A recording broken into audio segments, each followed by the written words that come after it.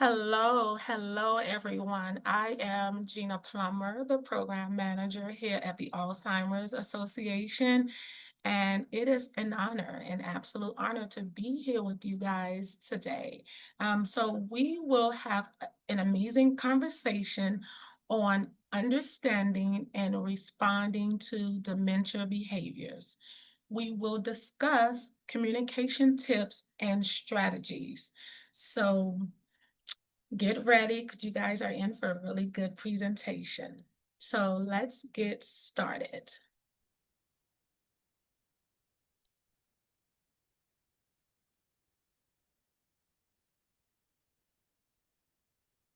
Okay, so today, like I stated before, we're talking about communicating effectively, and this is an educational program presented by the Alzheimer's Association. What we will learn today, today's objectives, we will explain how dementia affects communication.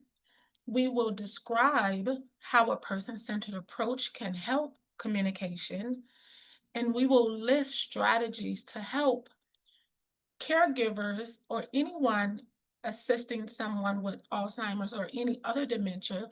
We will list strategies to help them communicate well with the person living with dementia.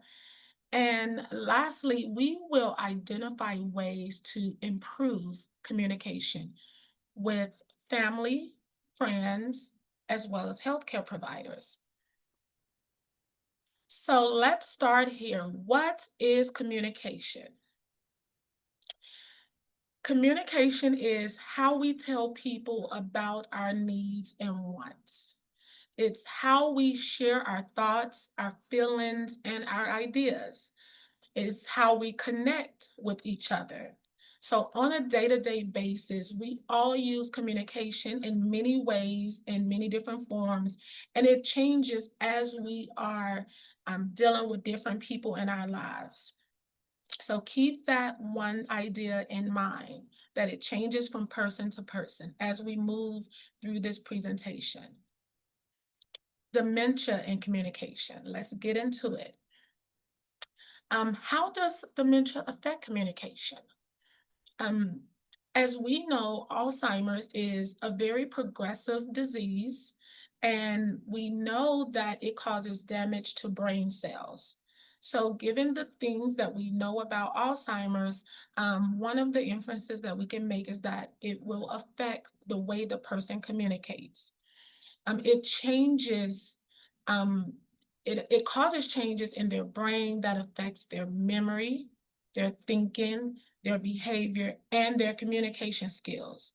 So as you can see by this statement, the changes in the brain affects the person, the total person. And we have to always keep in mind and remind ourselves when we're communicating with someone with dementia that these changes are happening and to always be ready to adjust for those changes in order to support the person that you're caring for. And also to remember that these changes are caused by the disease and not the person. I find myself having to constantly remind myself that it's the disease and not the person when dealing with family members, because at times we can lose sight of that when you're caregiving, because that is such a heavy job to do that I know that we're all honored to do, but we just have to keep that in mind. So a little bit of background. This may be the number one question that I get often when doing programs or out in a community. What is the difference between Alzheimer's and dementia? Prior to working here, I thought these terms were the same and they were used interchangeably. But I quickly learned that that is not the case.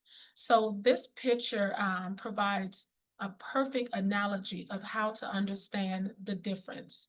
So dementia is the overarching umbrella disease. Okay, and then we have all of these forms of dementia that falls underneath. We have Alzheimer's disease, we have Lewy bodies, We have vascular frontal temporal, Parkinson's, which it's fairly new to me, and a few others. So this picture gives you a really good picture of where Alzheimer's disease fall underneath dementia.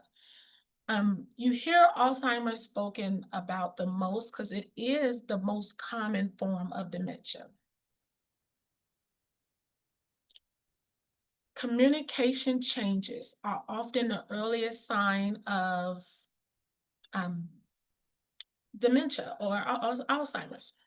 So it is the one characteristic that we recognize the most and we relate to this disease. So the changes that happens vary from person to person, but the most common ones include um, finding difficulty finding the right words to use, repeating familiar phrases and stories, describing an item that they can think of or that they can't think of instead of using the right word, forgetting what they're talking about in the middle of a sentence. That's very common. Difficulty organizing words in ways that make sense. Going back to their native language, I've recently experienced this. Speaking less often or using hand gestures. Okay, so one thing I want to say about these changes that happen, it varies from person to person. If you have met someone or if you know someone that has Alzheimer's or another form of dementia, you've only ever met that one person. And what I mean by that, because it varies so much in characteristics, no two persons look the same as they are moving through the stages of dementia. I like to make that point known because at times, if we have dealt with one person or family member that had dementia and then um, someone else has now has it, I often hear folks say, well, when I took care of my dad, he was this way, but now that I'm taking care of my mom, her symptoms and characteristics are completely different, and they would tend to bring those expectations over. So just keep in mind, no two persons look the same as they are dealing with dementia.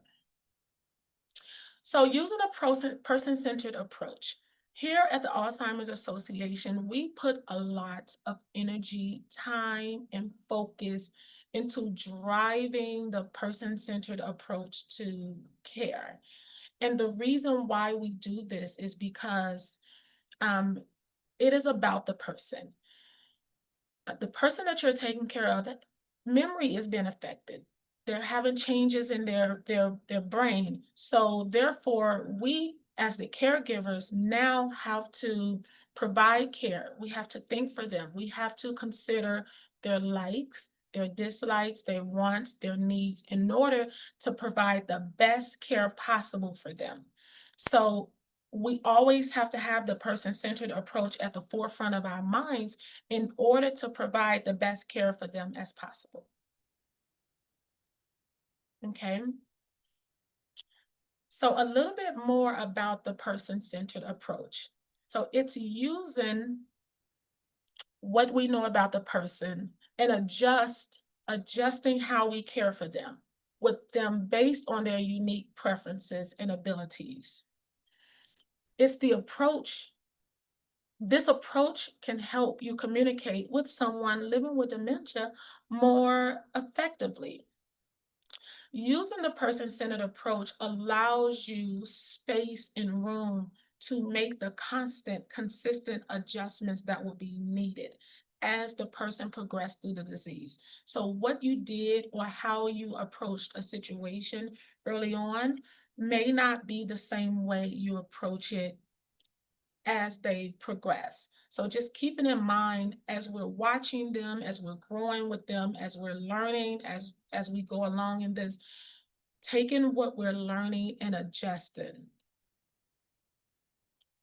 Okay, so let's apply the person-centered approach to communication. Okay. First things first, we want to treat the person with respect and dignity. Okay. This is very, very important and always is at the top of the list of things to do. Use knowledge of the person's like, dislikes, and communication preferences. Call them by their preferred name. Avoid talking about the person as if they're not there. Um, to elaborate on this point a little bit more, one of the areas that we like to emphasize is when going to attending doctor's visits. It's a little difficult to communicate with the doctor about the changes or your concerns if your person is sitting there.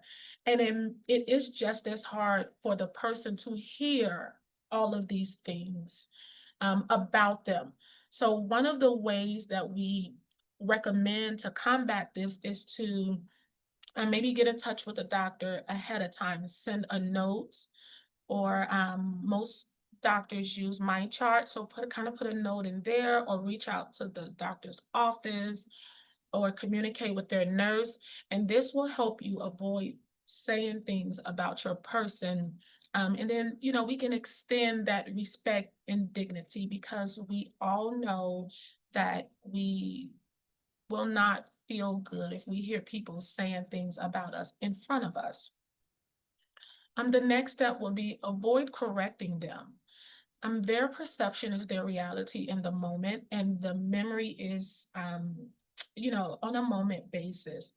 So correcting them isn't always the best course of action, and it can lead to dementia related behaviors if the person is becoming frustrated out of being corrected of something that they feel is real at the moment.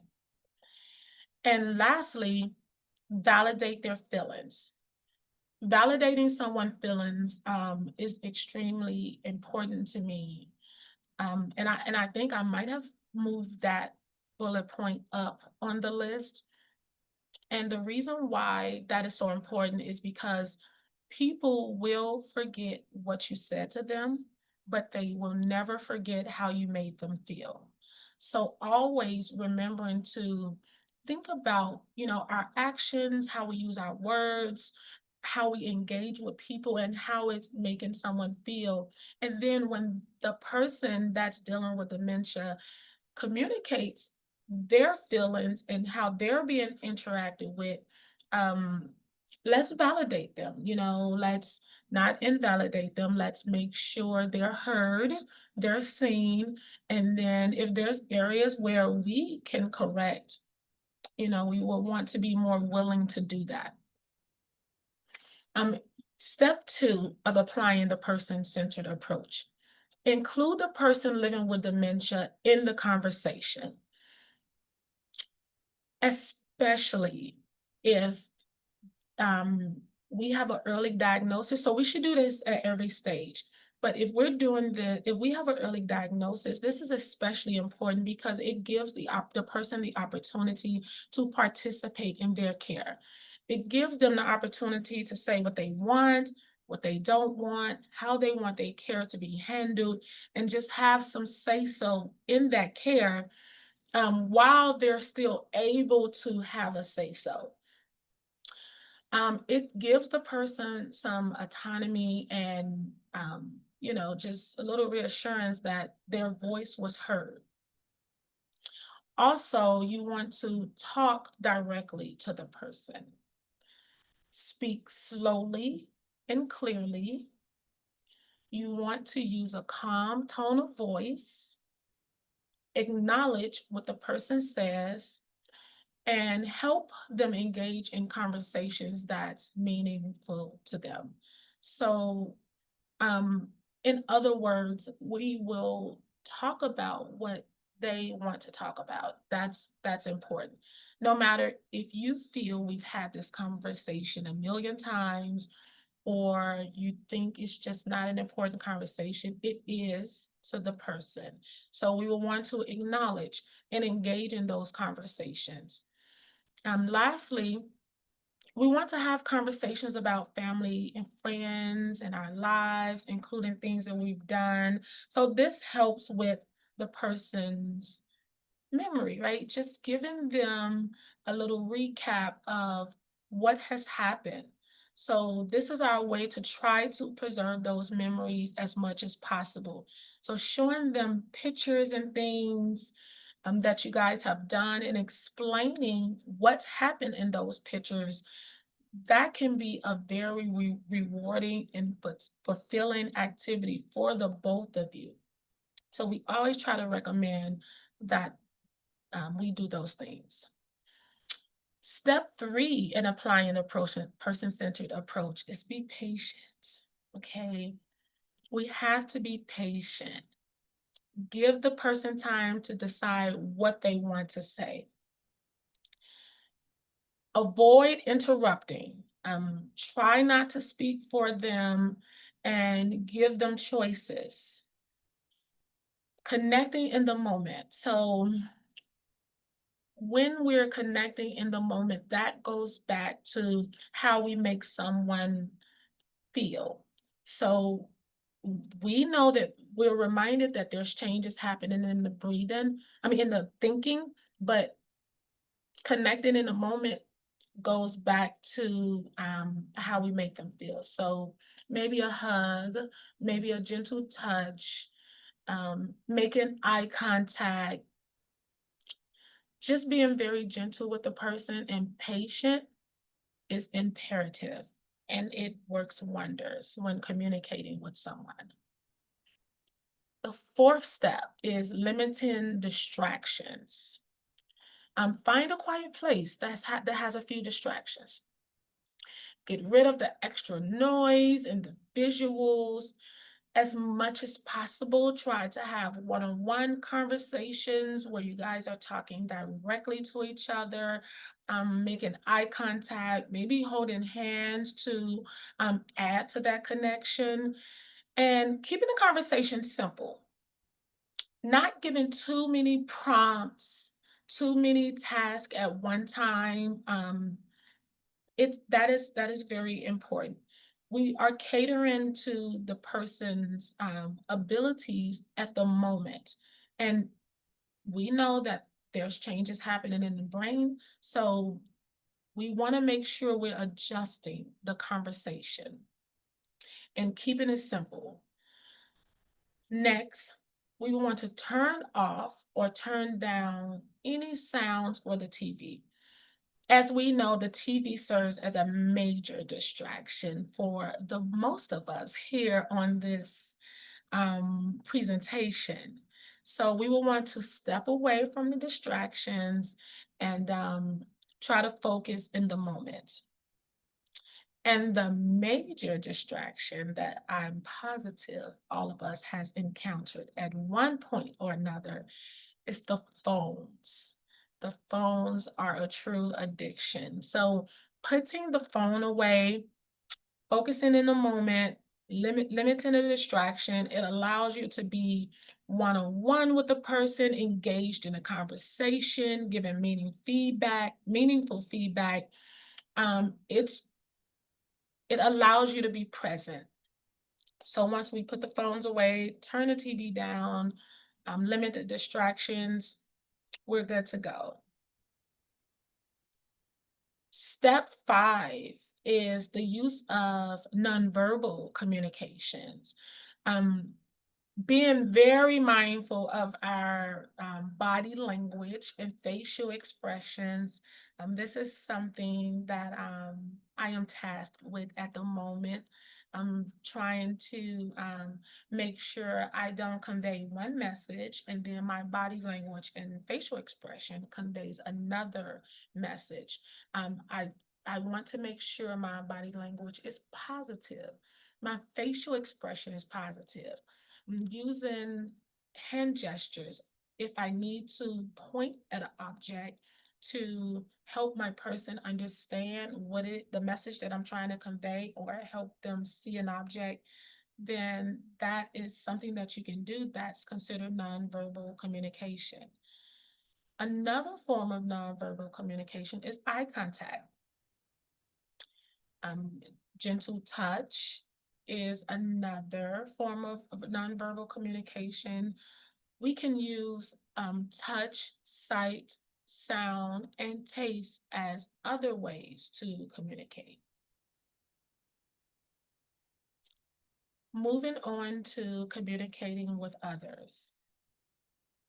Now, how will we do this? What are some of the tips that we can use for communicating with others?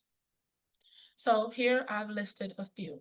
So, in terms of family and friends, we can talk about our feelings, our worries, our needs, be open and be honest. It is important that this step happens because more often we see caregiver burnout. And sometimes that happens from caregivers not wanting to be a burden on others. So therefore, they don't communicate when they're feeling overwhelmed or when they need help with something. Um, they just keep the things to themselves and they feel as if they can work through all of it. And in some cases, maybe they can, but we want to have you as the caregiver in your best possible as your best possible self. So taking care of yourself is also part of caregiving. So in order for you to do that, you have to talk with your family and friends. You have to let them know what are your needs, and you need to be open and honest. And the next step to communicating well with others is having those difficult conversations. Any conversation dealing with dementia or Alzheimer's or anything health related will be difficult. It's a matter of us choosing what level of difficulty we want to have. So it will be difficult if we have it today, and it will be difficult if we have it tomorrow. The only difference about having the conversation today versus tomorrow is that we are able to have a proactive approach to care instead of being reactive. So, what does reactive look like? When someone is reactive, they have a diagnosis, and now they're scrambling to figure out how to communicate, how to handle behaviors, care and support. Who will be a part of that team?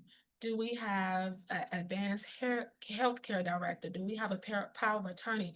Like they will be scrambling to get all of these things in place because we're reacting after the fact of having a diagnosis.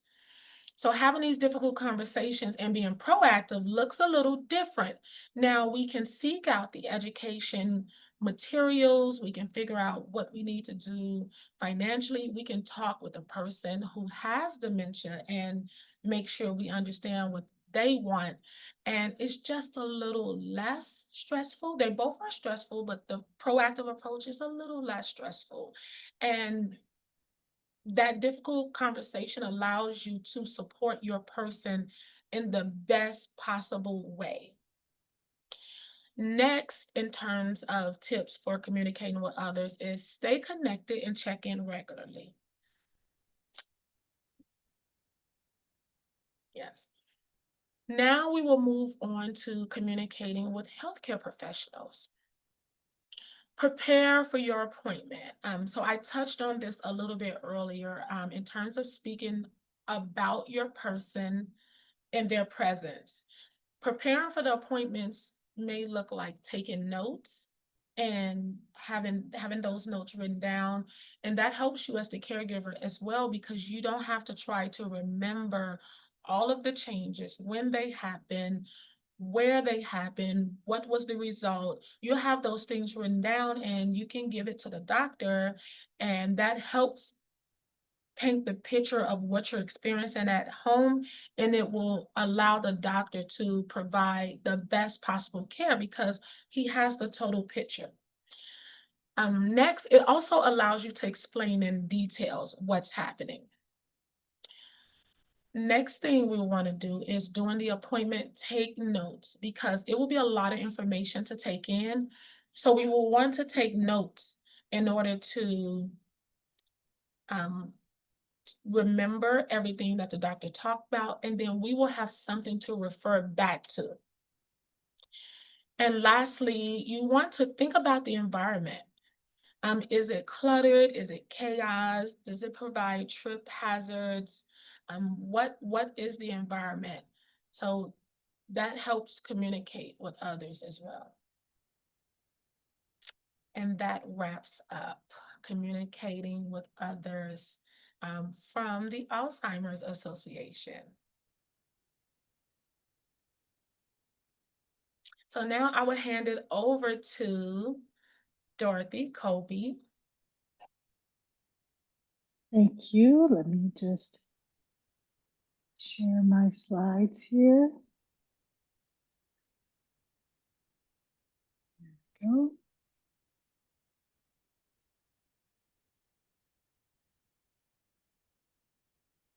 Okay. All right.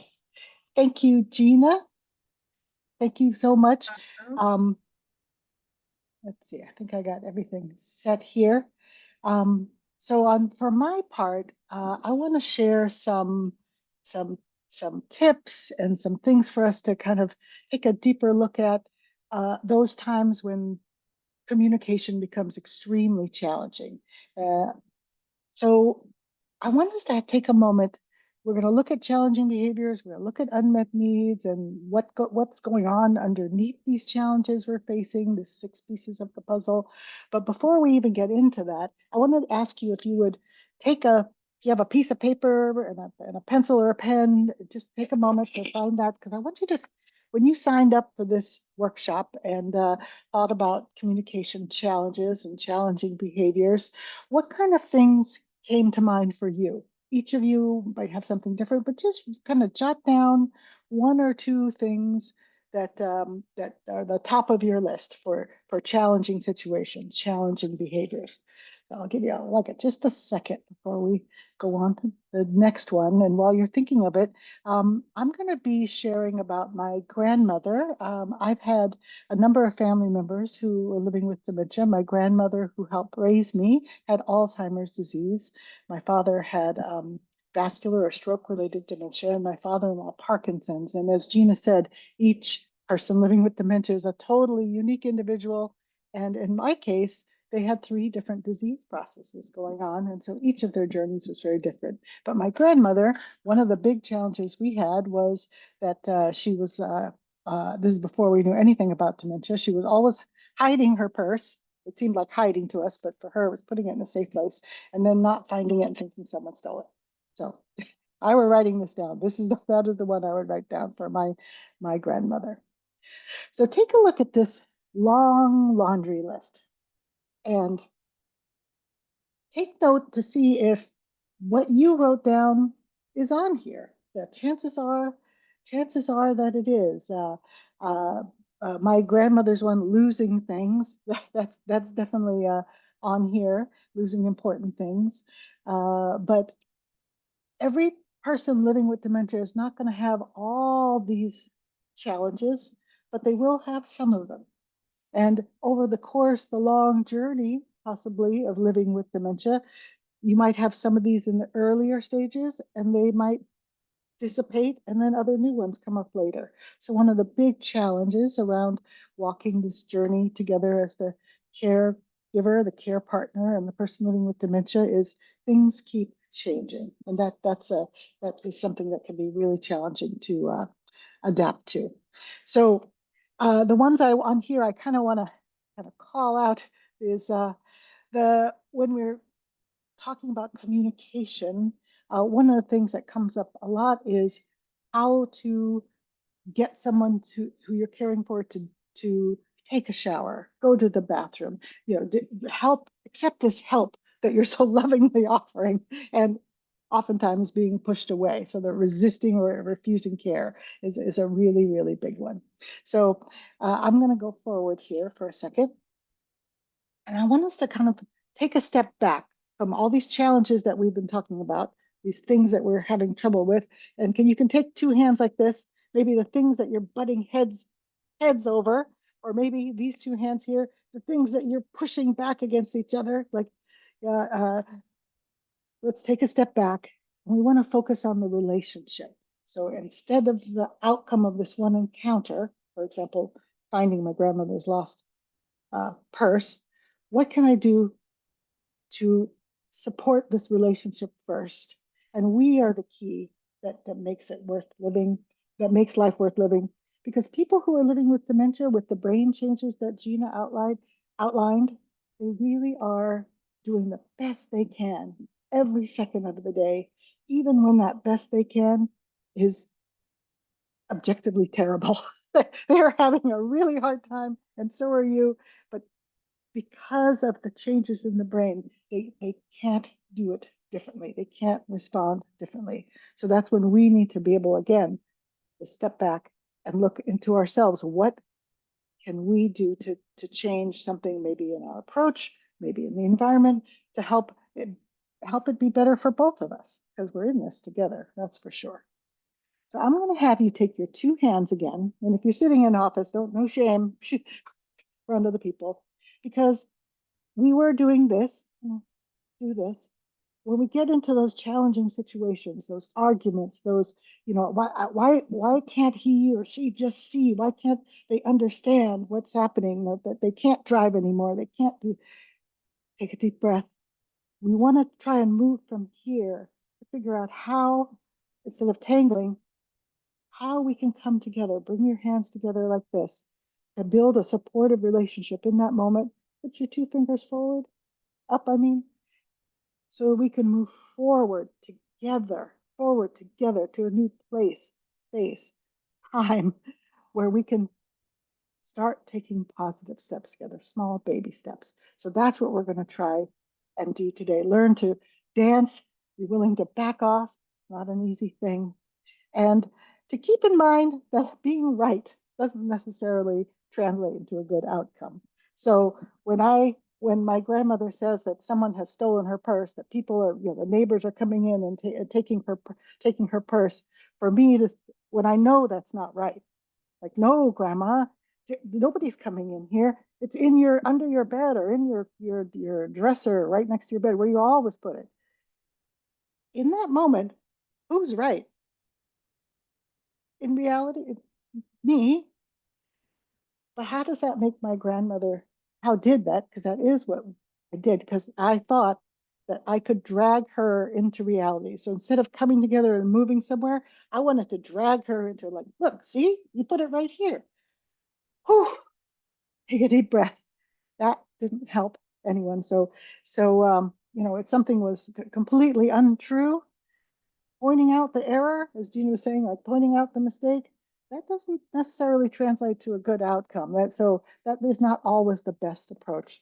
But when you find yourself in those moments, that laundry list, whatever you wrote on your piece of paper, when you're just so frustrated and you're moved to tears, you're at an impasse, and you find yourself repeating the same thing over and over again. We talk about people living with dementia saying the same thing, asking the same questions, but we get stuck in that same loop sometimes. And they're asking the same question, you're giving the same answer, and maybe, if you're patient person, 20 times later, oh, I told you. We're only human. We're going to have those moments.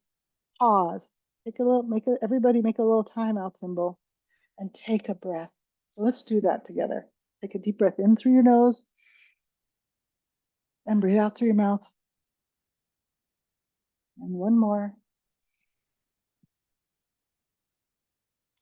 You are lowering the cortisol levels in your brain. One more time. And this little slide says, like, you're breathing a flower, maybe a gardenia, and breathe out like you're blowing a leaf. Because the first step when we get into those challenges, those challenging situations, again, the two of us together, is to be able to recognize it and to pause. And it's huge, because that is not an easy thing to do. Pause, take a breath. You might have to step away for a moment. So all those challenges that we were we're talking about, we're going to start looking into becoming the dementia detectives because Gina talked about the communication challenges due to brain changes, the language changes, can't find the right word, not understanding what we are trying to explain to them over and over again with our words because you signed up for this webinar, and while I have slides that you can read, you're largely listening to me. I'm using a lot of visuals as much as I can too, but I'm relying on you understanding what I'm saying. And when we are in real life and you speak back to me, communication goes two ways like this. But when one person is not understanding the words being spoken to, and the other person living with dementia, uh, I'm sorry, the person living with dementia is not understanding the words that we are using, or they're using words that we're not understanding, using the wrong word. Instead of meeting here with successful communication, we kind of missing the boat with each other. And sometimes we think we understood what they said, and they think they understood what we said. And when it comes down to it, like I think you understood that it's time to take a shower and I'm going to take your shirt off now. But what the person heard that time thing said, yeah, okay, yeah, okay. And we're nodding and I start taking it off. And then it's like, ho, ho, ho. She said yes. She nodded yes. What happened?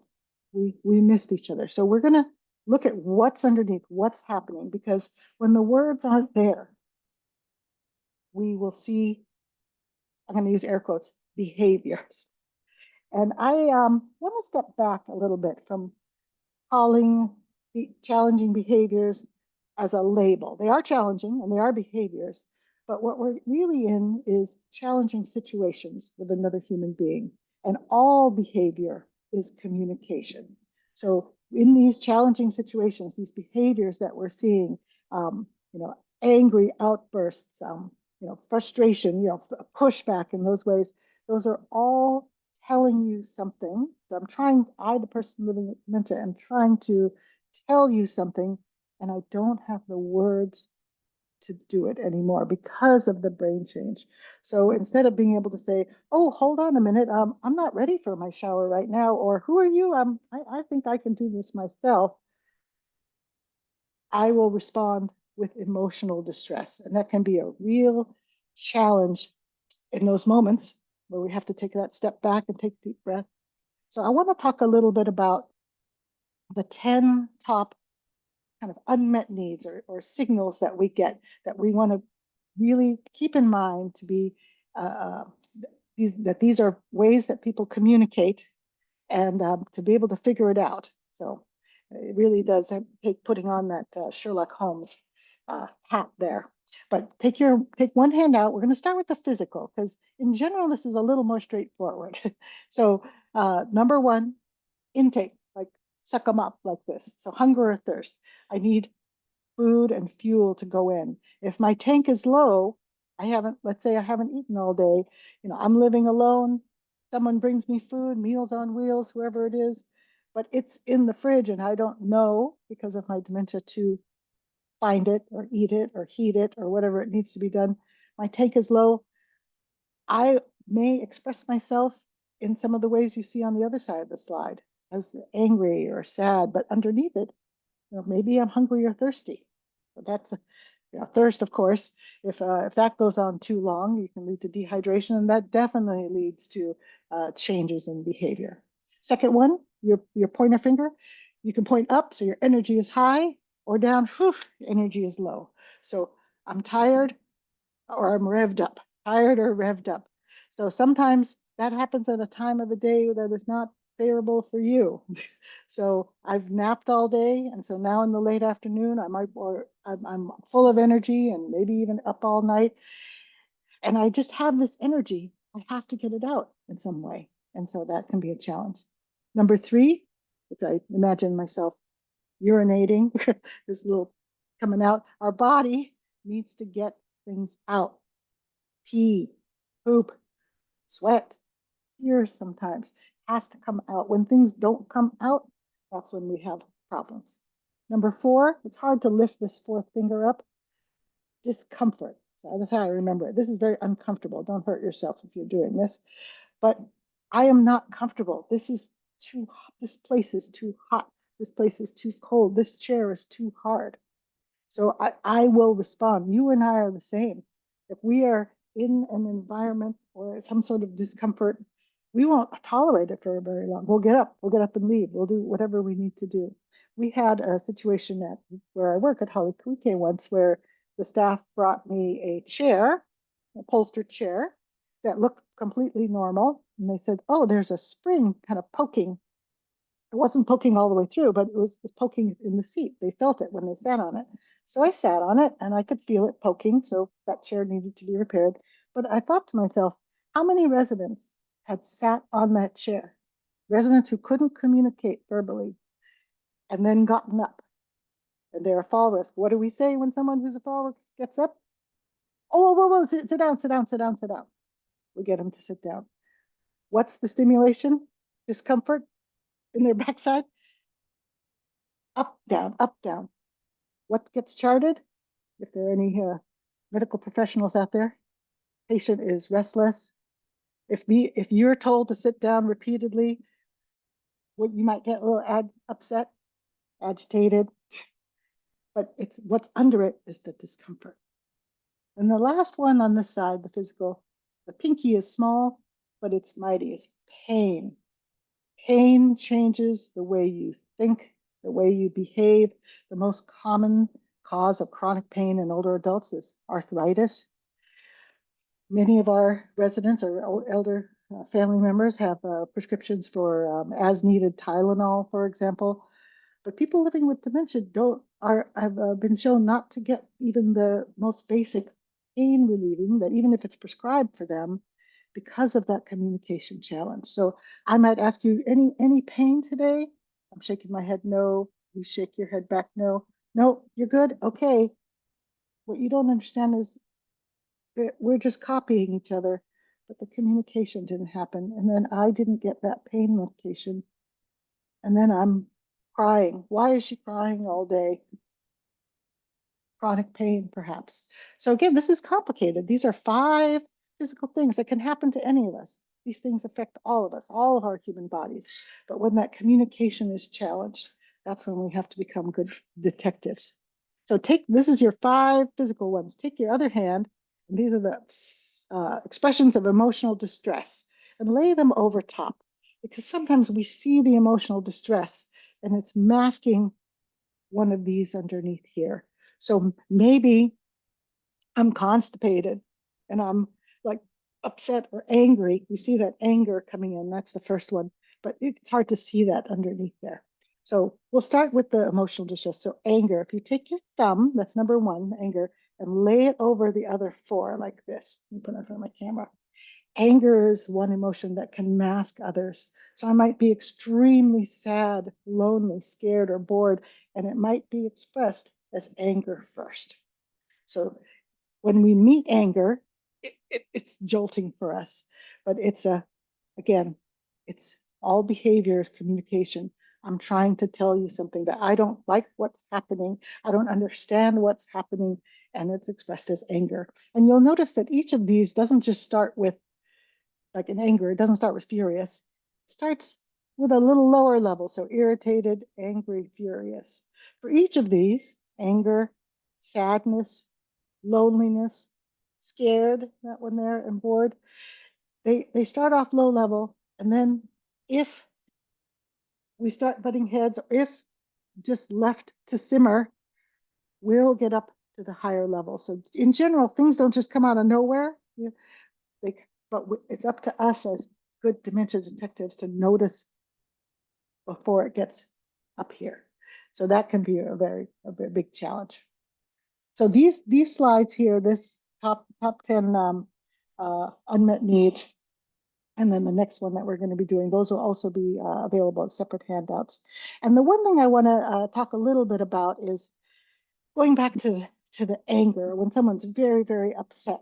Um, we love them. We want them. We just want them to be calm, to calm down.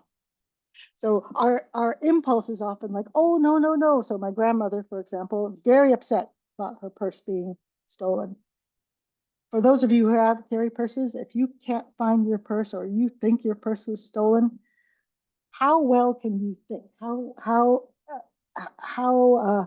stressed do you feel? Your stress level goes way up because there's a lot of important things in that purse.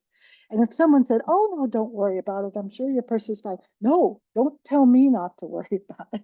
Like if you are truly distressed and someone just tells you to calm down, or just calm down, Dorothy.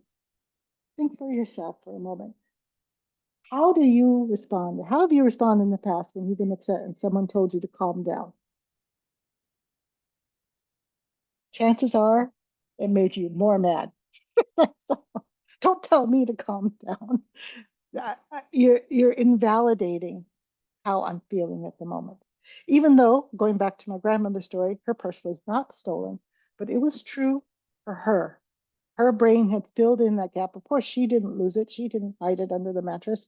Someone must have stolen it. We have to call the police because we're all real in the moment. So telling someone to calm down, even though it's usually our first instinct because we care for them. I just want my grandma to be calm. I want her to know it's okay. But what she wants is what she as a being needed from me was something Gina mentioned, which is the validation. Like, oh, you can't find your purse. That's terrible. Oh, and I'm gonna meet her here at this little. She's up here upset. I'm gonna come up to here, and Gina mentioned mirroring with the facial expressions.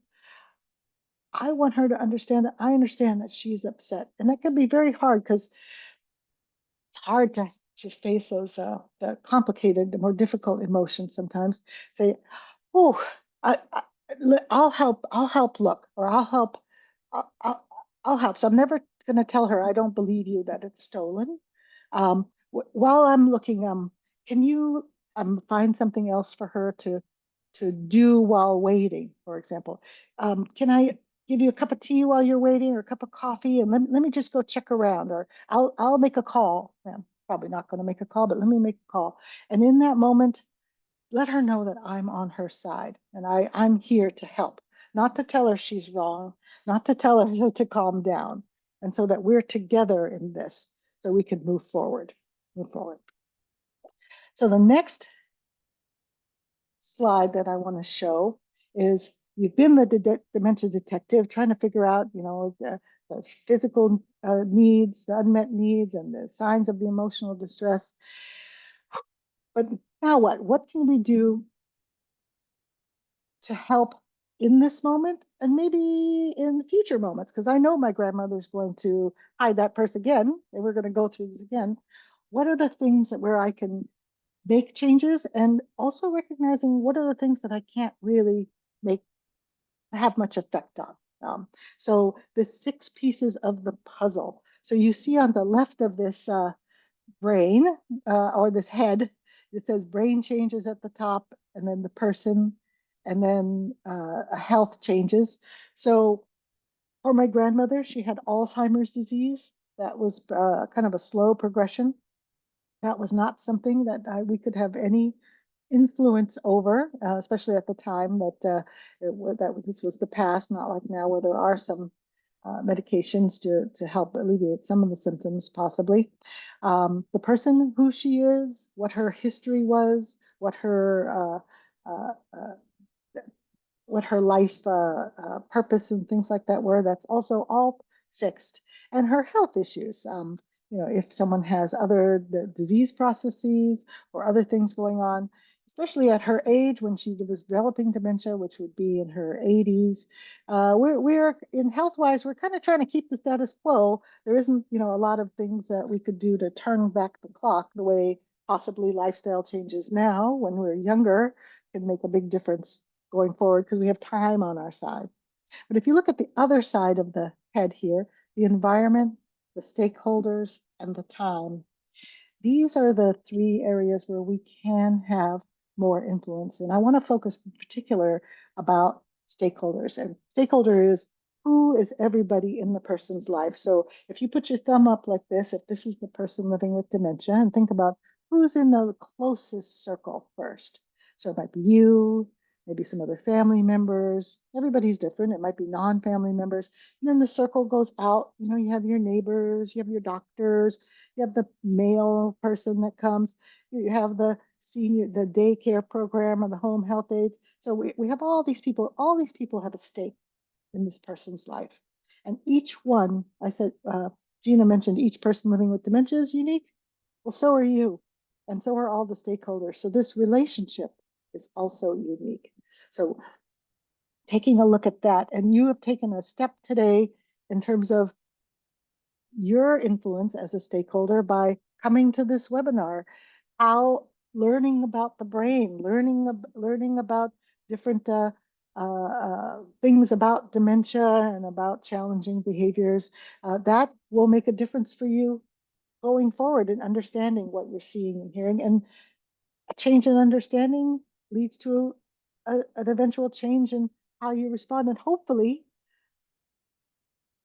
to have less of this butting heads and more coming together, because how we help makes a big difference. And Gina mentioned one thing I wanted to pick up on what she said about um, being connecting and using nonverbal communication and going slow. And one of the most challenging things that can be for us as care partners, especially when we're in those challenging situations, is in that pause, pausing for silence in the communication. So when I am asking, you know, my grandmother, it's like, oh my goodness, someone stole your purse, and just pausing and giving her time to take in that I acknowledge that, and waiting for her response. And her processing time was slow, and it might take a little while for her to come back with something. But in that silence, that you're really giving a gift, the person who's living with brain change, of time and space to respond. And it can feel like an 3 seconds, 5 seconds can feel like an eternity if you count it out. 1,000, 1,000. Sometimes I count in my own head just to keep myself from starting to rattle on, because that's a normal human instinct that I just want to fix it. I just want to, and I think my words will fix it. But in fact, I just get more, things get more complicated. And sometimes, in addition to that silence, our other impulse, which can be a really hard one to fight, is my grandmother used to also ask a lot of repetitive questions, and she would ask, "What time does the senior citizen van come to get her?" She'd come out of her room and say, "What time's the van come?" We'd say, 10 o'clock. 5 minutes later, "What time's the van come?" 10 o'clock. Yes, we had the Alzheimer's clock in her wall. We had a big poster that we made that had a picture of the van that said 10 o'clock, just over and over and over. And the instinct is you want to even say, if I keep saying it, I think she's going to remember it. Or if I say it louder, 10 o'clock, I told you 10 o'clock. It's like, oh, and again, in those moments, who's right? I'm right. I did tell her before. But for her, for me, it was the 50th time, but for her, it was the first. And who was stuck in a loop in this moment? My grandmother was definitely stuck in a loop, and so was I. I thought by saying the same thing back over and over again that somehow that it would stick, even when all evidence was to the contrary, that it would not stick. Um, and So saying things louder uh, will doesn't make it stick any better. Take a pause and say, "Oh, okay, she's not able to understand what I just said. Maybe we should try something different. I need to let go. Take your hands here." Like here, I was holding on, like I just keep telling her it's going to be 10 o'clock. Take a breath. I'm going to just let that go.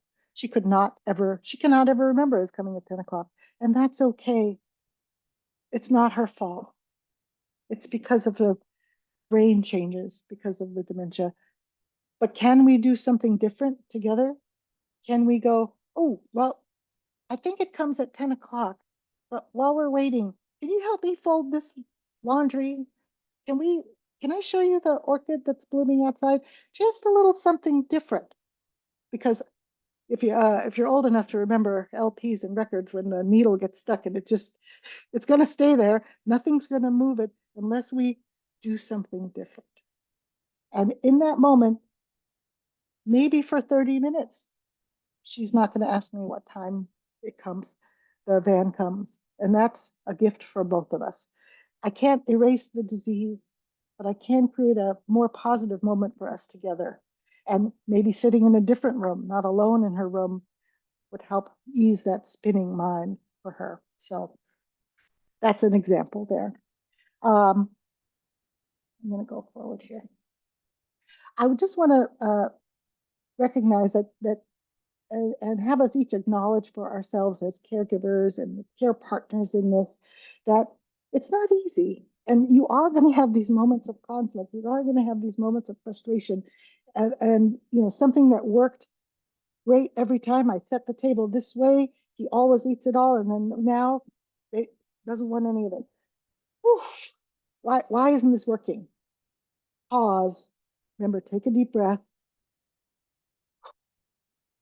and recognize that these kind of uh-oh moments, like, uh-oh, this was not what I wanted to happen, stop and back off and rethink and maybe try again. And remember, we're just human. The person that we love and is caring for is human, and so are we. We are going to have challenges. We are going to have things that seem like mistakes, and it's okay. It's okay. It's how we respond afterwards. We want to learn to respond, and we need to get help. And that's one of the reasons I'm so glad that we had Gina with the Alzheimer's Association. They have so many wonderful resources, because the, the who needs support in all of this. Yes, the person living with dementia needs support. And that's one of the things we're here today to do, to learn how to give better support. But you need support as much as the person that you're caring for. The grace that you give to them, the grace of understanding, you need that as well. So your physical and mental health is as important as the person you're caring for. So it's not easy to ask for help, and it's very hard to accept help because, I got this. But I really encourage you, even in the smallest ways, even if you don't think you need someone to, bring you something from the grocery store, or to, come over and have a short visit to do something with you. Take those moments, and it's okay. It's okay to ask for help. You are not less than, or a bad caregiver or spouse or son or daughter. I encourage people to, you may never need it, but just so you know ahead of time, check out all the support options that are out there, whether it's having someone come into the home. Again, you might not need it right now, but just to know, so that you're more prepared. What's daycare? What's residential care like? Because but you don't want to wait until there's a crisis. An example, the most common one is a fall, broken hip, trip to the hospital, trip to rehab, and now the person can't come home.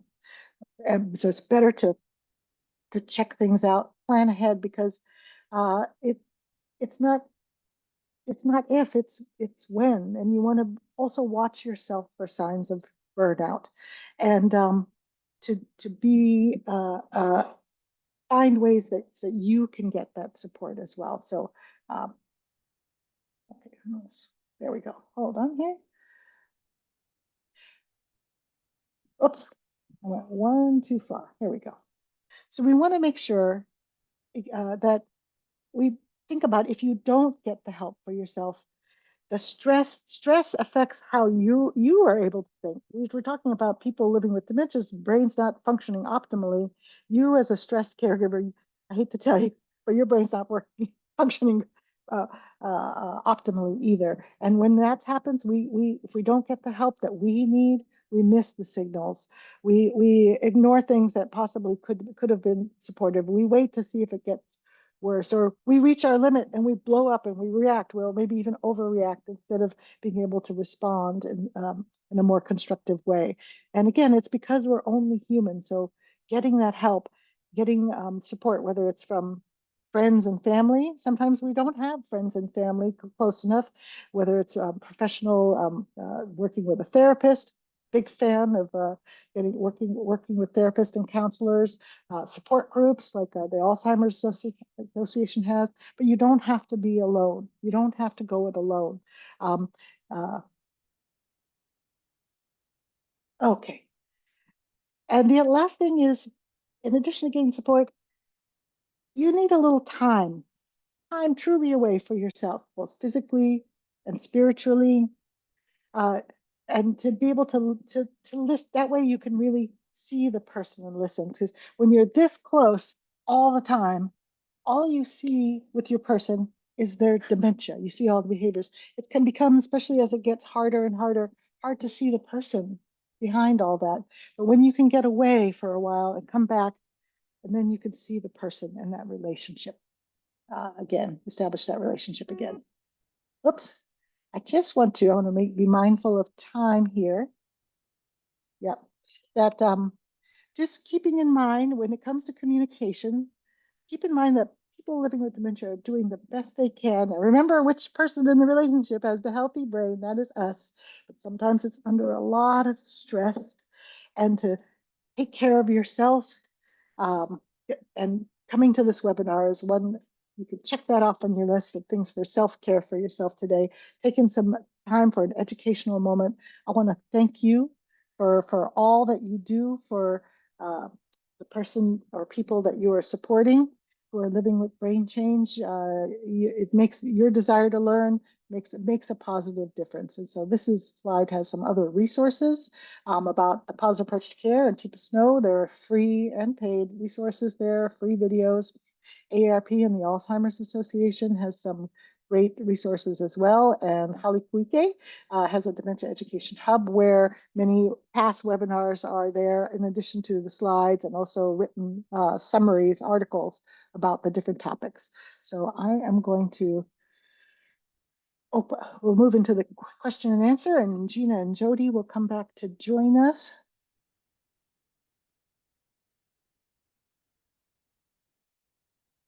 Hello, and thank you so much, both of you. There's a lot of very interesting questions that have come in, and we will proceed to those. Before we do, we do have the slides available for you at the link I put in the chat. Diane and I put it in the chat, so you can access the slides with all those resources later.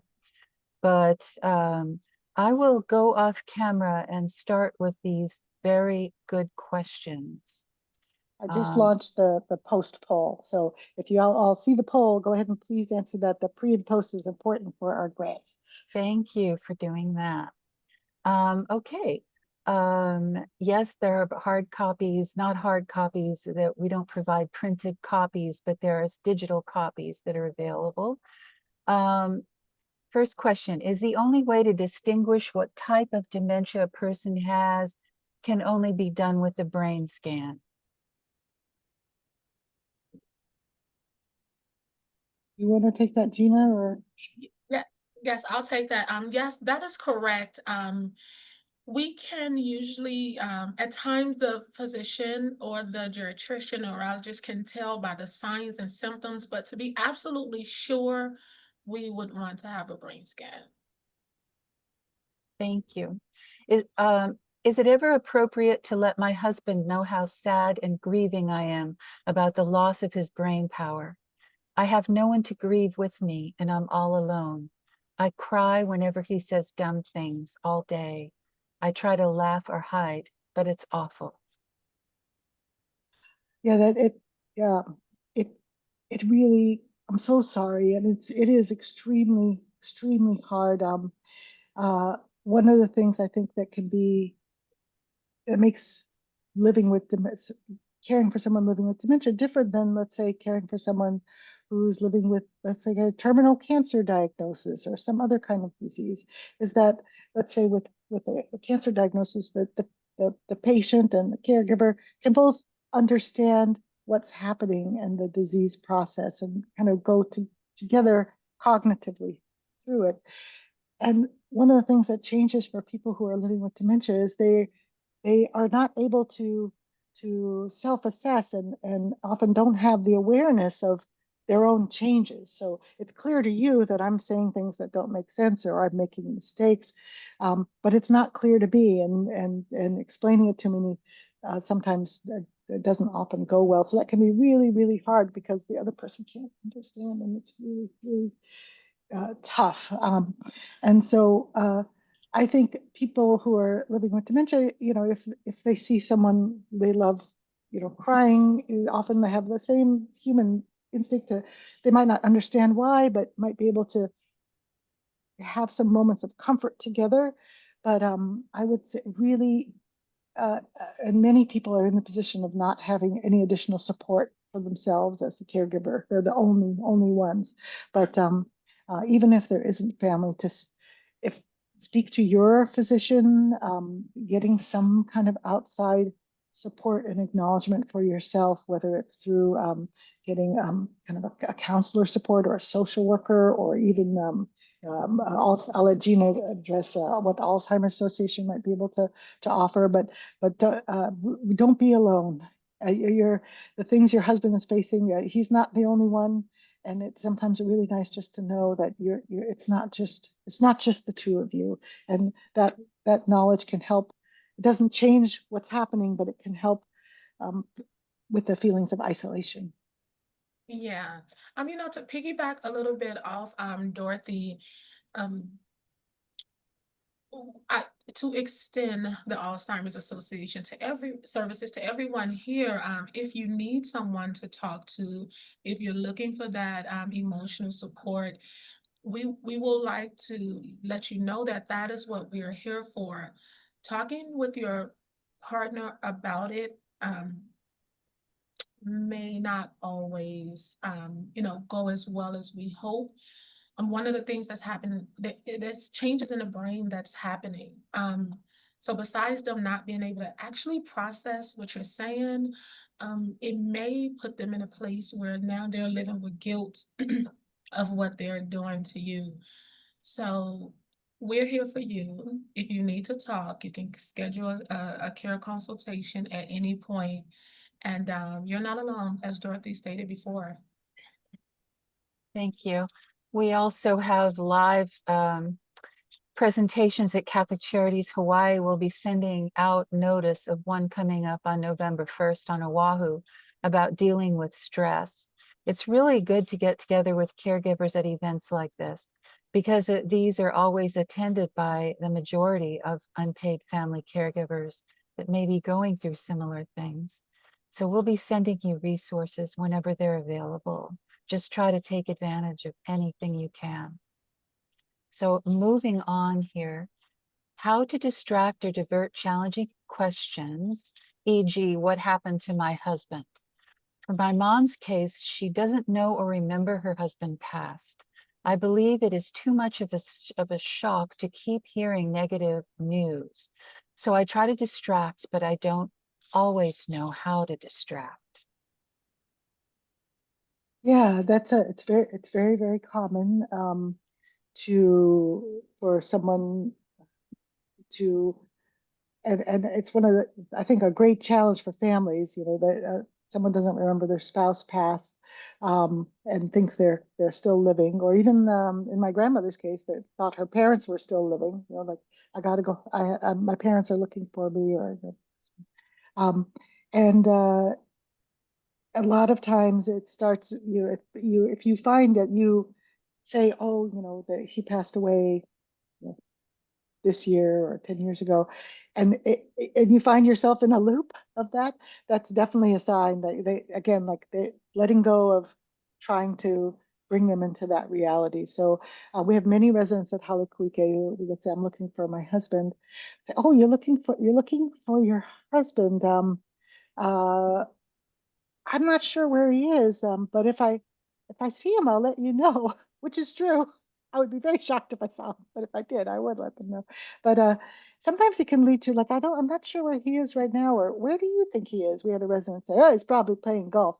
Oh yeah, he did love to play golf, and it kind of might lead into talking about that person in like a positive, reminiscing, like, oh, what a rascal, you would stay at the golf course all day, oh, then moving into something else. So I think the person who wrote the question, your instinct is good because it can be a repeated shock because again it's real to me. I don't remember.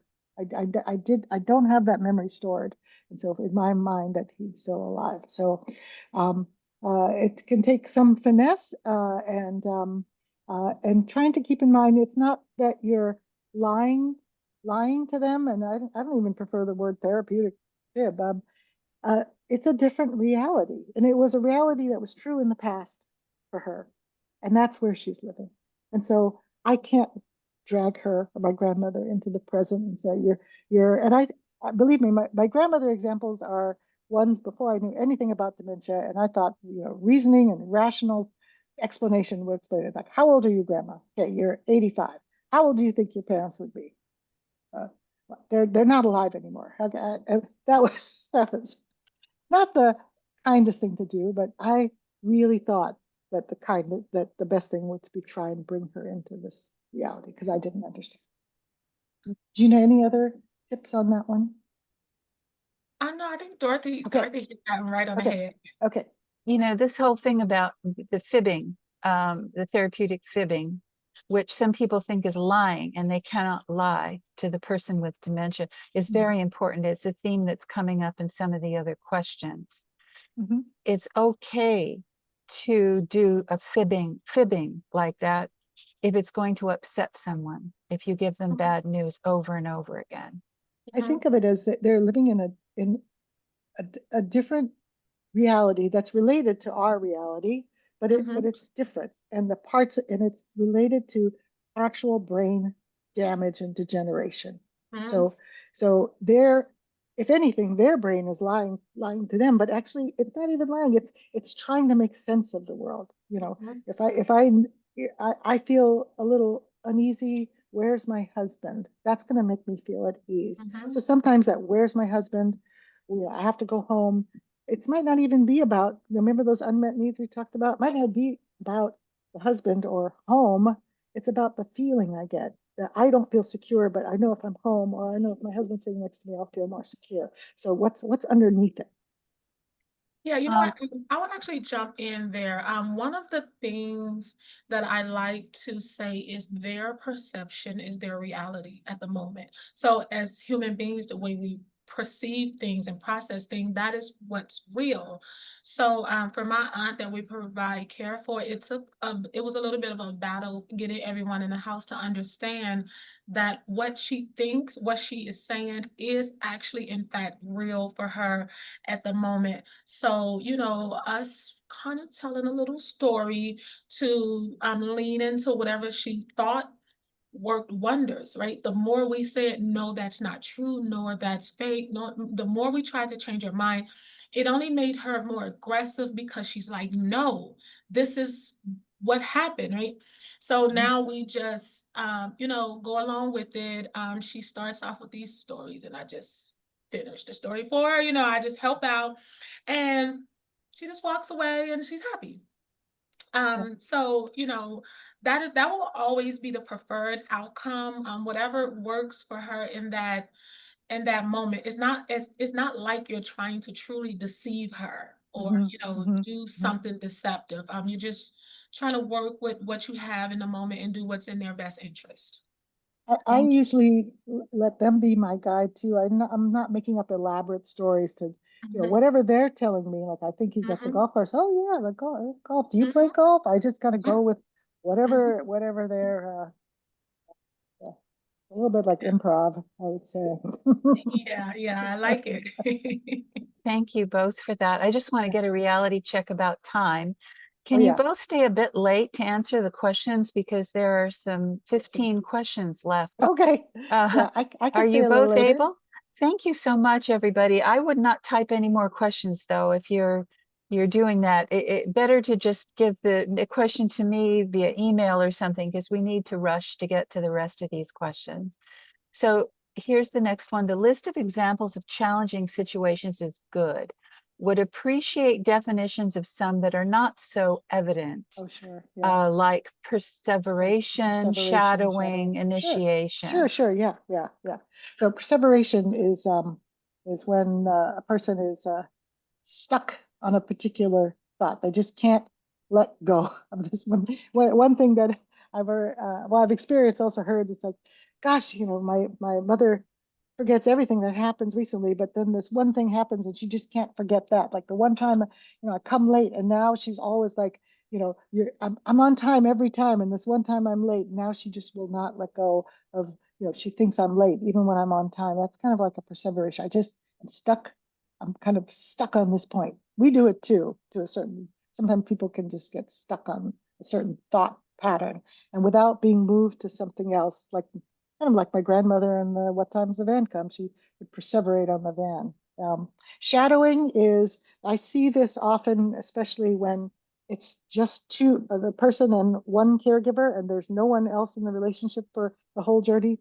The person living with dementia, the caregiver is like their anchor in the world, and they have a hard time being separated for any distance in time from that other person. So they shadow that person around. So the caregiver can't go anywhere, even to the bathroom. Person's knocking on the door. It's like they're like stuck, like an OP to them. That kind of shadowing, and it's almost like the care partner is like a security blanket that they feel a physical need to be by. So in that shadowing, it's physical shadowing. The initiation is about the loss of the ability to initiate. So I'm going to put my hand out to the side here. So when we do any task that we think of, like let's say I want to go and get a cup of coffee, I have to initiate. I have to get up out of this chair. I have to find my way to where the coffee is. I have to follow the steps to make my coffee, order in a cup, drink it, move on. So there's all these steps, but the initiating becomes a problem. You might put the food in front of me with my utensils, and I just stare at it because I can no longer take that first step to initiate the process. So that loss of the ability to initiate shows up a lot for people as a challenge for people living with dementia. Thank you. Oh, so next question. Given the dismal local, national, and world news, how do you suggest reducing the person's anxiety? We no longer receive the daily paper, watch evening news, etc., but the problems come through and affect her. Unless she completely relinquishes her phone internet access, the horror sifts in. How do I reassure her without alarming her? It's like having an astute 8-year-old she knows but doesn't really understand. Mm-hmm. I can't lie to her and tell her that everything will be all right, that the government or whoever will solve the Mm-hmm. problems. Mm-hmm. So, Yeah, this is a problem for I find myself trying to figure out how to limit my consumption of dismal news. But yeah, so the steps, and this is kind of a new thing. So for example, this challenge around the phone and access to things around the phone. Before the phone, like things like you did, which is no longer receiving daily paper, watching something else instead of the evening news, is a little easier to limit what comes in about the outside world. And that is something we do at Halikwike too. And we don't watch live regular TV. It's like selected streaming or DVDs for that very reason, because you can't control what bad news might break in. And for my brain living with dementia, I might not be able to distinguish what's news in another country versus what news is happening here and things like that. But with the phone, it's different. And so the generation is aging and coming up who have phones and have access to phones. So this is actually kind of a new challenge. The one thing I have heard of some people trying is the similar techniques to what you would do for a minor, a young person having a phone, like you said, it's to 8-year-old. Um, Putting parental controls on, putting limits on what kinds of sites and content, so you don't get like graphic violence and things like that. So I haven't personally explored that, but I know that's one of the things that people can do. They also make other kinds of phones that are more simple. less smart. So that might be an option. And also, as the dementia progresses, people do eventually have trouble working electronics, whether it's remote or their phone. But it sounds like you're not at that point yet. Thank you. Okay. Is it my job as a caregiver to take care of his sexual drive, even if I'm a survivor of sexual trauma? Mm. Yeah, uh, we it the sexuality, human sexuality, as we age and if we're living with dementia, we are still human and still sexual beings. The hard part around living with dementia and the sexual drive is some things that are affected. We talked about initiation, but one of the other things, initiation is in your frontal lobe, but also impulse control. So this is one of the last places to develop as we're growing up. You know, teenagers have terrible impulse control, but you know, it's the mature part of our brain that allows us to rein in things, like not say everything we think, and also not touch everything we might think about, like uh, touching. So when that filter and impulse control is gone, that's when we start to see, maybe inappropriate, sexual remarks, inappropriate sexual initiation. But if this is something different than what was before, then it can possibly be linked to the dementia brain changes. But that, even though you understand why it might be happening, you have to take care of yourself too. Sometimes the like we've had a resident and it's not just men, but very often we see in men, uh, they might get described or labeled as handsy, like reaching out, touching breasts, touching, caregivers trying to help them get them filled up, and they get labeled as, as sexually inappropriate, and then that means people won't come to them. But I have seen that sometimes what's missing, what's the unmet need underneath might not even be sex itself, like actual intercourse itself. It's intimacy and hugging, and sometimes a physical touch. And so sometimes I knew one spouse who was having a challenge with her husband touching the caregivers, but if he got a long, like deep hug session before they came, that helped dissipate it. Another gentleman I know, we have these baby dolls that we use in Harikuike, and he was a grandpa who loved his baby grandkids, and he would like love and hold and touch that, and that kind of helped fill that unmet need. But definitely, if take care of yourself, and it's your job is to take care of yourself and keep yourself safe and protected. And if there's I would say work with the physician, work with someone to help there. Thank you so much. Okay. My dad is 94 years old and has been diagnosed with dementia, mild cognitive impairment. My mom passed away 3 years ago. Sometimes he forgets she passed away. He can't believe it. At other times, he's aware she passed away, but he pines for her and says he needs and wants to be with her. I tell him I miss her too. She's in heaven watching over us. I tell him they had a good life together. Sometimes I show him pictures of their trips together and he reminisces. Any other recommendations? Actually, you're doing a great job. That's what I was going to say. You're doing all the right things. Just keep it up, and you're already cognitive of him grieving, but more understanding that the grieving process will look very different from someone who can process things without any changes in their brain. So it might be a much longer time, but you're showing up, you're supporting him, you're validating his feelings, you're acknowledging what he's saying. You're doing a fantastic job. So I have nothing else. Yeah, Thank and that recognizing, we've had the previous question of not remembering at all that somebody passed away, or some people even living with dementia might remember that passed away. It's not this question. I think it's great because it kind of shows it's not an all or nothing thing where like, oh, they don't remember anything, and then Mhm. there's sometimes this middle fluctuating. I remember sometimes and not others, or I remember incompletely. And so, yeah, yeah, yeah. Thank you. How should I respond when a person says they are worthless and hopeless because they seem to understand that they need help? Yeah, one thing to uh, really kind of keep in mind when we're helping to support someone who's living with dementia, and this also goes for the caregivers too, is sometimes they talk about something called the 3Ds: dementia, depression, and delirium.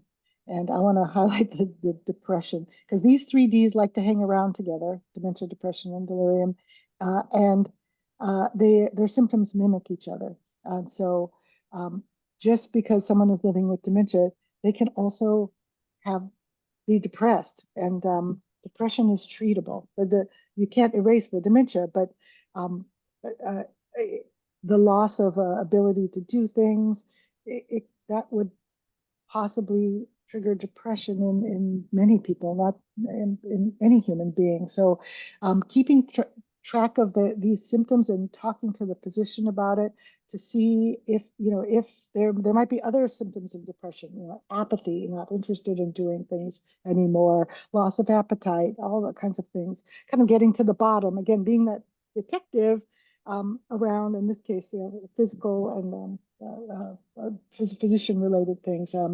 Uh, I would say, in terms of uh, what to do or say, being empathetic, and if there's anything they might be able to engage in, even for a short moment, that does give a feeling of purpose. Even something small, helping. We all want to be needed. Even something.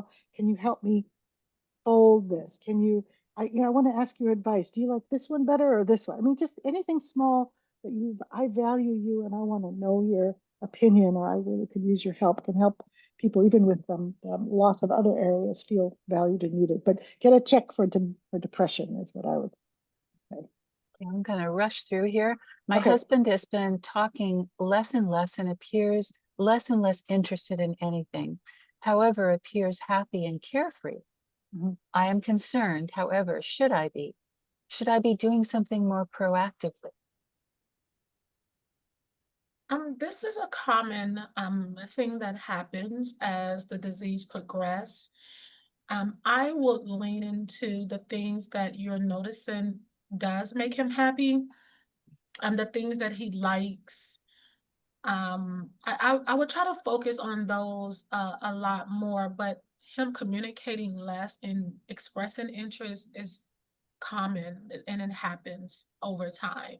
Just keep showing pictures, keep doing activities with him, keep validating how he feels, showing affection. Just continue to do all of those things that us as humans enjoy.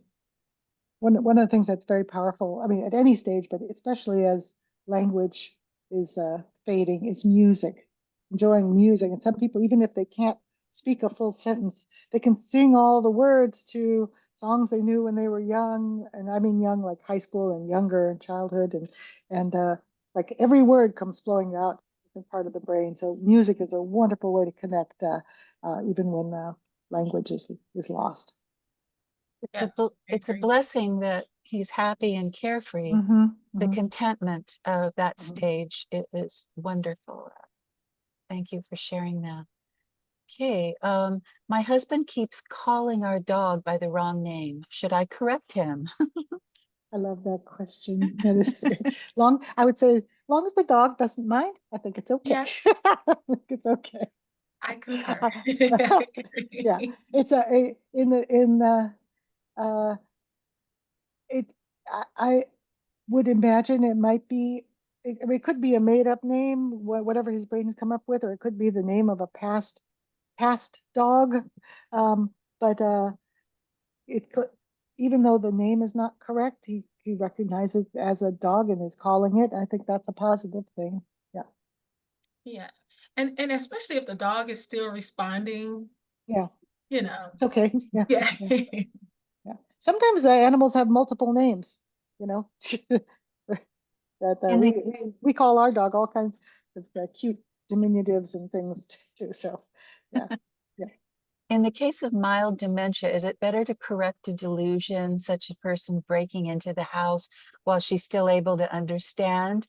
To validate, it seems like it would cause continuous worry about this. Yeah, this is why we covered the whole thing about, yeah, go ahead. Yeah. Yeah. Yeah. Yeah. So delusions are not uncommon. So delusion is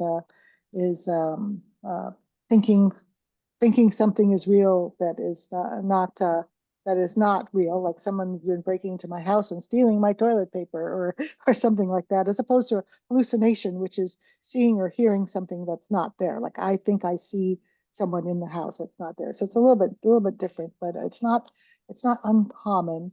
Um, uh, so I would say, in terms of it, validating, uh, the validating is validating the concern, because her brain is creating that delusion, and it it's it can't auto correct itself even when you correct them and say nobody is breaking into the house. So she's kind of stuck there. But validating the feeling that she has, oh, people.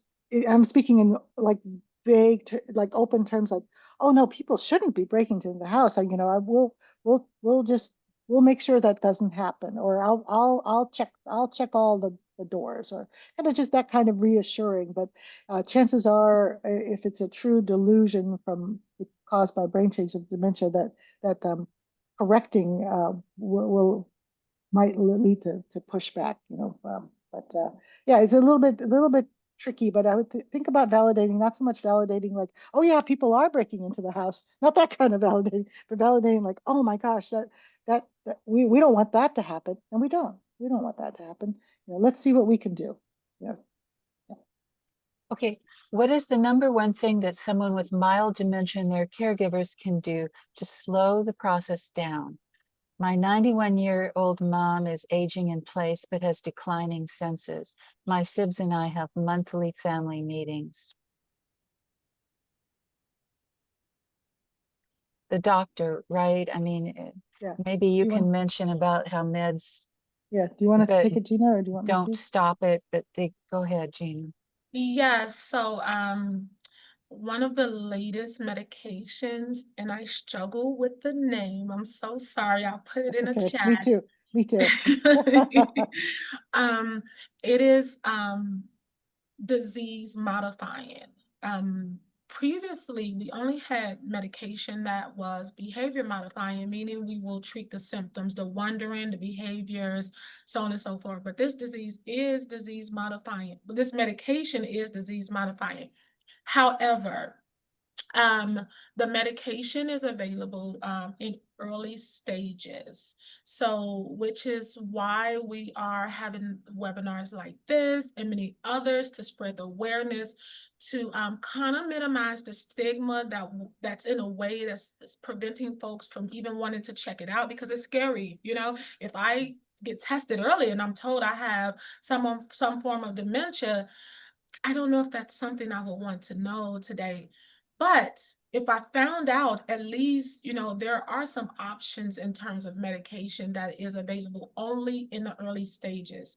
So my recommendation to you for your mom is you have to go to the doctor, right? That's the first and only place where you can get your questions answered in terms of how it relates to actually the disease behaving.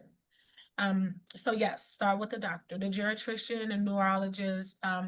If you don't have one of those, start with your PCP provider, and then they'll, give you a referral to start services. When Gina says early, she means like really early, like a mild cognitive impairment early. Yeah. So once someone has full, like real dementia, usually people get diagnosed with dementia when it's obvious to everyone that there's a problem. And once that's not really early. Yeah, the changes in the brain start even before. I mean, uh, people get diagnosed when it becomes undeniable to everybody around that there's a problem. And then people go to the doctor. It's a lot earlier. In terms of, let's say you're further along in the process, there isn't a drug or anything a medicine that slows it down. But there are things that can improve people's quality of life, so all those things that improve all of our qualities of life, human connection, music, the close contact with animals, all those kind of things can make a difference in whatever length of time someone has living with, whether it's dementia or any other disease process. Yep. That leads to the next comment about how we Mhm. purchased several aids like hearing, reading, Mhm. magnifier, smart pillbox, Mhm. calendar to help improve her senses too. So Mhm. there is that Yeah, that yeah, one can do. yeah. So adaptations. Yeah, and as things change, yep. This one question the person left, but it's about healthcare professionals asking, such as assisted living social workers that do you have some tips for getting additional support to minimize compassion fatigue or burnout For getting support in the for for healthcare care professionals to be able to. professionals? Yeah. Oh, for care professionals. Uh,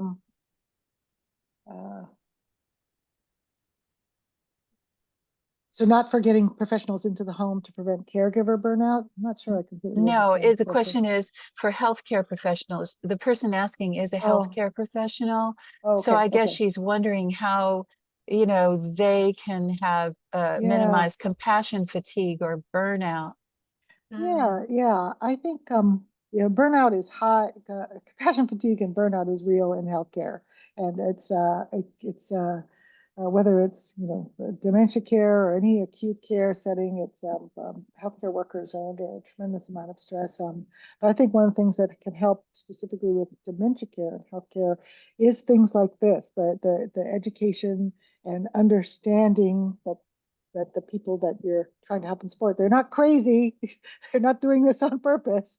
This Mhm. is specifically because of the brain change. And if I change my approach, it'll be a little easier for all of us. But also, keeping an open line of communication with your with your employer. I would know what we would want, our Holly Quique staff person, if someone's like, I'm just really frustrated, I don't understand, I just we'd want to know that. So let's keep an open communication your your your with your place of employment as well. But seeking education helps also. Yeah, yeah, Agree. it's a tough one.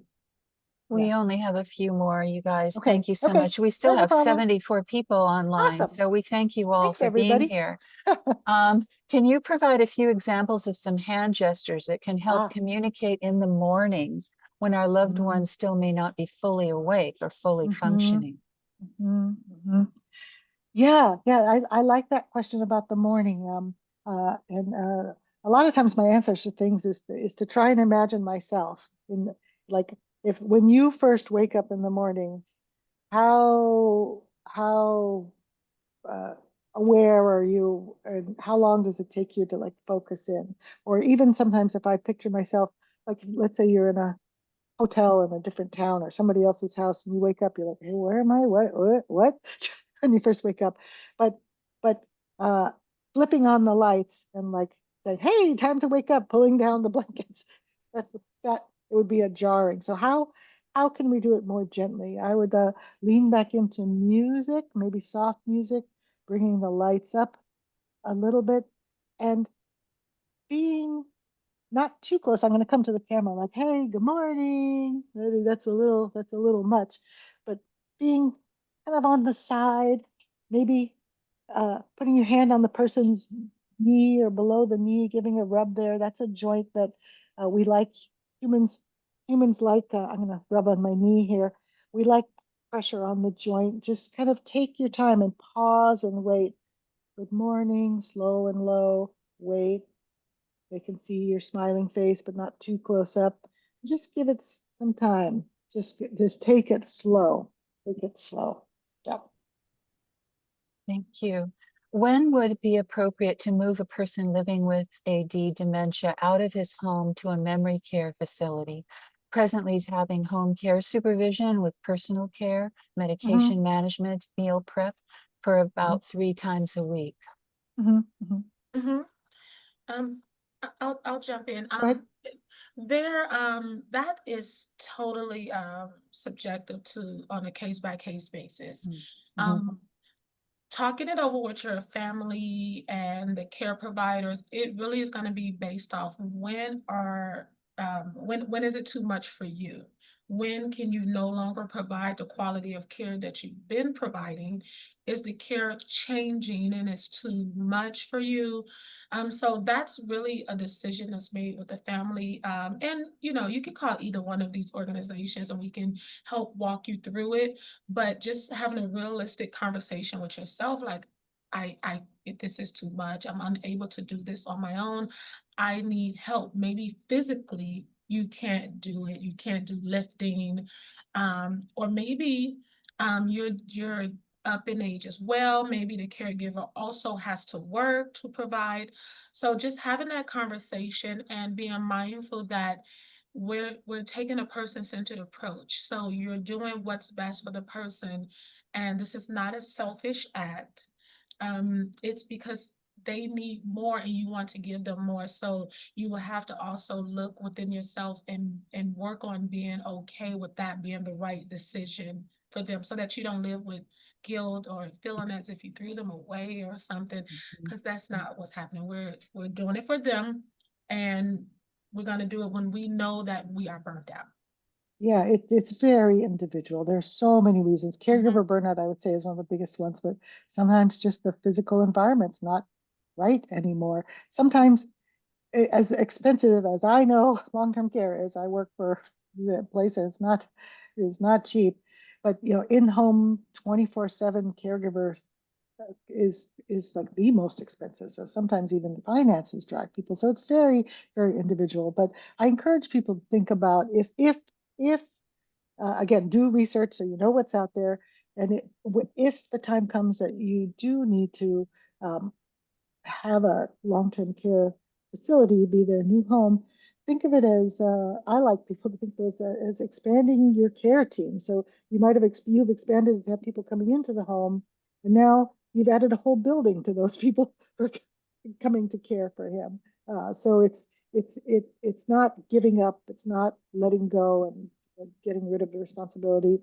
It's creating a larger circle to support them and you. Thank you, Dorothy and Gina. How do you motivate person with dementia? It's I I don't have a set answer for that one. It just depends on the person. It depends on the person. And it depends. Motivate them to do what is the other, Mhm. you know. Mhm. Yeah. So it's but then into that question, I kind of read the uh, I think about apathy and something I hear a lot about, something like my person that I'm caring for just doesn't care anymore. They don't want to do anything more. I can't motivate them to do anything. And I would say if you're seeing that kind of apathy, I go back to the subject of depression and making sure that they get a good checkup and work to see if that might be going on as well. But yeah, yeah. Yeah, just keeping in mind using their likes, their dislikes, their wants, their needs, right? Hmm. So you know what they like, and definitely lean on those things to motivate them. One thing with my aunt, she likes baking cookies, right? But she can't really follow all the steps. So we give her water, eggs, and flour, let her pat it together, put it on a cake pan, put it in the oven with the light on, oven off. She feels like she made cookies, but actually I sent the cookies, via Instacart. You Yeah, know, yeah. we put the cookies out, and anytime we want her to do something, it's like, okay, you like to make cookies. So if you do this, then we can make the cookies. So we just use what she likes. And I Yeah. have a very expensive cookie list. Yeah, yeah, yeah, yeah. It's sometimes a little trial and error. Sometimes the things that they Yeah. they used to love, like, oh, she used to love to do this and now I can't get her to do it anymore. That's a sign too. It's like, okay, so we have to let go that she used to love to do this and see what now does she love to do. I've had some residents move in who love doing things that their family never had any idea that they were. Like we have one resident who just loves to dance and sing, and the family's like, I never saw her dance her whole life. And she's dancing it up. And so Mm-hmm. you might discover some new likes as Absolutely. yeah. Thank you. So here's our last question. My friend is her husband's caregiver, so she is housebound. She has recently become lost when driving and to and from the store. She can't figure out her checkbook. She shops daily and buys the same thing. She hides things. I think she's experiencing dementia. How can I get her some help? Who can I contact? Yeah. Gina? Well, that is always tough trying to have a conversation with someone of the concerns that you're seeing within them. And you know your friend better than anyone. So maybe start with having a conversation to maybe, ask them, when is the last time you saw your primary care provider? Would you like for me to go to the doctor with you? Give him some support in that. But that is a tough one because you don't want to be accusatory, right? Or just be or making medical diagnosis that will offend people. I recently had to ask my dad to be tested for Parkinson's, and I struggled. And I ran the conversation about through everyone here. This is what I'm going to say. Should I say this? And everyone, no, don't say this. Take this out. And lo and behold, he saw me struggling and stumbling, and he said, "Are you trying to ask me, do I have Parkinson's?" And I said, well, yes, I just wanted to see if we can go to the doctor. And he's like, "Yes, I do have it." And I was like, "Oh." So the conversation was a lot easier than I thought. Of course, that prompted more conversations after, but just being gentle and thoughtful, like really calculated, and we can help you with that conversation here. The team will come together and try to pull it together. So that's I the only way, just approaching it. if yeah, it can be because it may be that she might not be aware that she's buying the same thing over. And Mhm. so if she doesn't have that awareness, she doesn't have that awareness, there's nothing you can really do about that. But I would ask that if she has any family or any other family that you can share what you're noticing. And that in a very, if you're sharing what you notice, it's not saying, hey, I think let's say it's your mother has dementia, you guys need to step in, but just sharing like details. Like I noticed that she goes to the store every day and buys the same thing. I noticed these challenges and inform if there's any other that circle that I was talking about the circle of stakeholders. Are there any other people in her sphere that you can share what you've noticed? Um, if things get to the point that it's they're self-neglect, a danger to themselves or others in Mhm. some way, that's a little something different. Where I'm having a mental block. What is it? Public, Gina, Jody, what's it called? Hmm. Get to the point. You mean Adult protective services. Adult y- protective services. Yeah, Oh, yeah, yeah, yeah. which is Like kind of not the. we've had residents come to Halikuike who were a very elderly couple who were the husband was taking care of the wife who had the dementia. They were both close to 100, and they just couldn't keep it up anymore. And they were basically just like slowly falling down into a hole of health and things. And they had no children, no nothing. And some neighbor or who said, they wouldn't accept help. Adult Protective Services came in, got them a case manager, got them, the medical care they needed, and eventually they came to Halikuike. They got, guardianship and things. I mean, it's kind of a long road, but that what you're describing, left unchecked for long periods of time with no that could lead to crisis situation. Yeah. So there's pieces of advice, starting with Alzheimer's Association as a first step, then also seeing a physician if you can get that person to a physician. But third, to get case management. Yeah, yeah. If you can afford a private case manager, you know, that's great. There are case management services, or elderly affairs division, or, you know, on each island does case management. If there's no one there living with her, except the family member who's not living there, then those are the three things to start with, right?